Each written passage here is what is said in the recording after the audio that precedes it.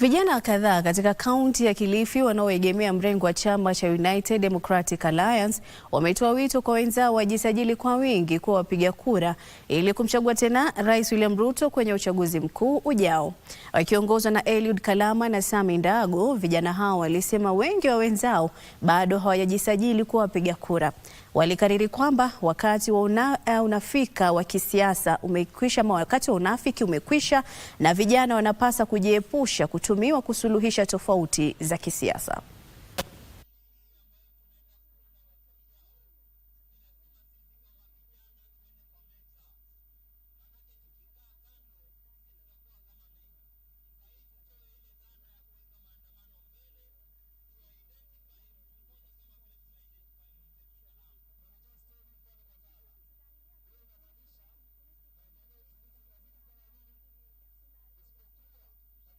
Ile vijana mjaweka on board, wana sport mjaweka on board. Kwa hivyo Kalama, mheshimiwa wetu, na kuomba, nataka nikutume umwelezee rais wetu wa Kenya ya kuwa vijana this time round wamechanuka na wanataka change yao na wanataka kuwa kwa meza.